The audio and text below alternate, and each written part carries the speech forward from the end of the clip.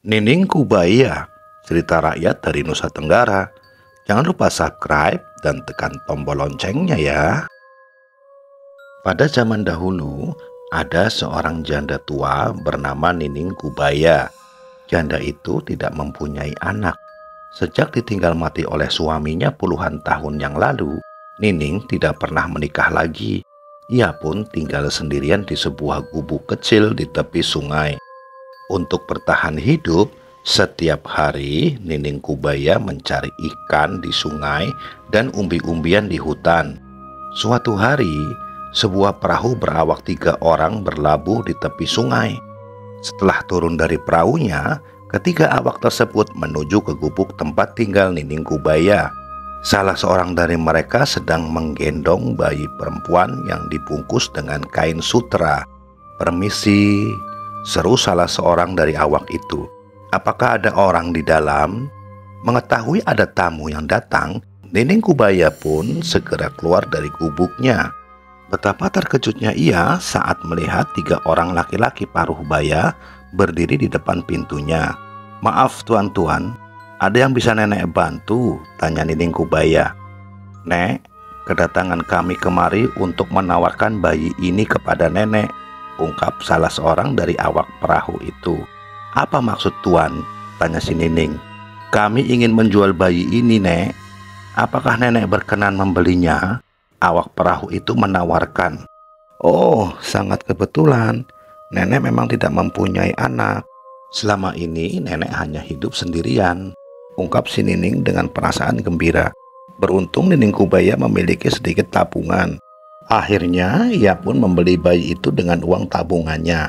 Setelah menyerahkan bayi itu kepada si Nining, ketiga awak perahu tersebut melanjutkan perjalanan. Sejak itulah Nining Kubaya tidak lagi kesepian. Kehadiran bayi itu telah menjadi obat pelipur lara baginya. Ia pun merawat dan membesarkan bayi itu dengan penuh kasih sayang. Ia menyayangi seperti anak kandungnya sendiri. Kemanapun pergi, ia selalu membawanya. Pada usia 7 tahun, anak angkat Nining Kubaya itu pun sudah pandai bertanam bunga di halaman gubuknya. Bahkan, ia sudah bisa menjualnya sendiri ke pasar. Waktu terus berlalu. Anak itu tumbuh menjadi seorang gadis yang sehat dan berparas cantik. Setiap pemuda yang melihatnya akan bertecak kagum. Jika ia pergi ke pasar menjual bunga, ia selalu menjadi perhatian. Lama-kelamaan, kecantikannya anak gadis Nining Kubaya itu tersohor hingga ke seluruh pelosok negeri. Melihat keadaan itu, Nining Kubaya bukannya merasa senang, melainkan khawatir. Ia tidak ingin anak gadisnya itu menjadi perhatian orang, terutama para pemuda.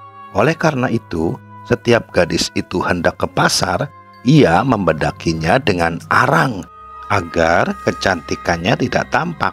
Walau demikian, kecantikan gadis itu tetap saja terpancar. Suatu hari terdengar kabar bahwa raja dari negeri tetangga merasa tersinggung karena kecantikan anak gadis Nining Kubaya melebihi kecantikan putrinya. Apa yang dikhawatirkan si Nining itu pun terjadi. Beberapa utusan raja datang ke gubuknya untuk membawa anak gadisnya ke istana. "Ampun tuan, jangan kalian bawa pergi anakku. Dialah satu-satunya milikku di dunia ini," rengek Nenek Kubaya.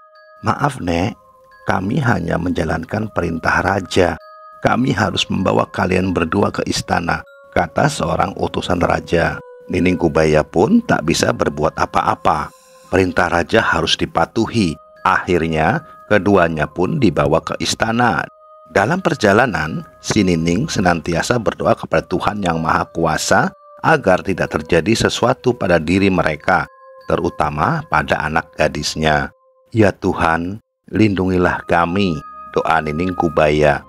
Setiba di istana, keduanya pun langsung dihadapkan kepada sang raja. Alangkah marahnya sang raja karena kecantikan gadis itu memang ternyata melebihi kecantikan putrinya. "Hulu balang, cepat buat lubang dan tiang gantungan," titah sang raja. "Gadis ini benar-benar telah membuatku malu." Beberapa hulu balang istana segera menggali lubang serta menyiapkan tiang dan tali gantungan. Setelah prajurit itu menyelesaikan tugasnya, sang raja kembali memerintahkan mereka. "Hulu balang, bawa anak gadis itu ke tiang gantungan," titah sang raja. "Baik, Baginda," kata hulu balang itu. Saat para hulu balang hendak membawa gadis itu ke tiang gantungan, tiba-tiba Nining Kubaya jatuh pingsan. Meskipun demikian, sang raja tidak peduli. "Ah, mau pingsan atau mati sekalian, aku tidak peduli. Cepat ikat gadis itu ke tiang gantungan," perintah sang raja. Melihat hal itu, putra raja langsung mencegah ayahnya. Rupanya pangeran itu merasa simpati kepada anak gadis Nining Kubaila. "Tunggu ayah, Ananda mohon dengan sangat agar gadis itu jangan dihukum mati. Biarkanlah ia Ananda jadikan istri. Ananda mohon, jangan bunuh ia ayah," pinta sang pangeran. Meskipun dicegah, sang raja tetap akan menghukum gadis yang tidak bersalah itu untuk menutupi rasa malunya. Hulu balang pun segera melaksanakan tugasnya. Begitu ia memotong tali gantungan, maka anak Nining Kubaya itu pun terjatuh ke dalam lubang. Melihat peristiwa tersebut, sang pangeran dengan cepat ikut terjun ke dalam lubang. Untung ia dapat meraih tubuh gadis itu sebelum jatuh ke dasar lubang. Maka selamatlah gadis itu dari ancaman maut. Namun alangkah terkejutnya sang pangeran saat memeluk erat tubuh gadis itu. Tiba-tiba ia melihat sebuah tanda di belakang kepala sang gadis. "Hei, bukankah tanda ini sama seperti tanda lahir pada adik perempuanku yang dulu hilang sewaktu masih bayi?" gumam sang pangeran. Jangan-jangan." Sang pangeran pun segera berteriak dari dalam lubang memanggil ayahnya. "Ayah, ayah," teriaknya. "Cepat keluarkan kami dari lubang ini." Sang raja pun bergegas menuju ke mulut lubang. Ia pun sangat mengkhawatirkan keadaan putranya yang ikut terjun ke dalam lubang itu. "Apakah kamu tidak apa-apa, putraku?" tanya sang raja. "Tidak, ayah. Tolong cepat angkat kami dari lubang ini," kata sang pangeran. Sang raja pun segera memerintahkan para hulu balang istana untuk mengangkat mereka dari lubang tersebut. Begitu mereka terangkat, sang pangeran berkata kepada ayahnya, "Ayah, coba lihat tanda di kepala gadis ini," seru sang pangeran. Alangkah terkejutnya sang raja saat melihat tanda itu. Ia langsung teringat pada putrinya yang telah hilang beberapa tahun silam. Maka ia pun segera memanggil Nining Kubaya untuk menanyakan asal-usul gadis itu. "Hei Nining Kubaya, apakah gadis ini anak kandungmu sendiri?" tanya sang raja.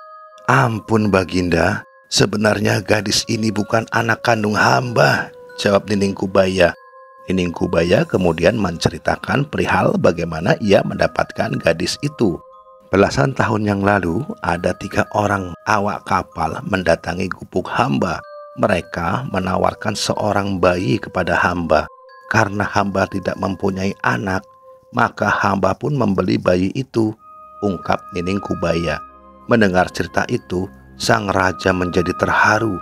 Ia yakin bahwa sesungguhnya gadis itu adalah putrinya yang hilang diculik ketika masih bayi. Ia pun amat menyesal karena hampir menghilangkan nyawa putrinya sendiri. Tanpa berpikir panjang, ia langsung merangkul gadis itu. "Maafkan ayahanda putriku, ayahanda benar-benar khilaf," ucap sang raja dengan haru. "Sudahlah ayahanda, Ananda maafkan kekhilafan ayahanda," kata gadis itu. Suasana yang tadinya gaduh berubah menjadi hening. Perasaan haru pun menyelimuti hati seluruh keluarga istana, termasuk Nining Kubaya. Perempuan parubaya itu pun tak kuasa menahan air matanya. Beberapa saat kemudian, sang raja pun menghampiri Nining Kubaya untuk meminta maaf. "Maafkan atas kelakuanku, Nining," ucap sang raja. Tidak lupa pula sang raja menyampaikan ucapan terima kasih kepada Nining yang telah merawat putrinya hingga menjadi seorang gadis. Ia pun menjanjikan perempuan tua itu dengan hadiah yang besar.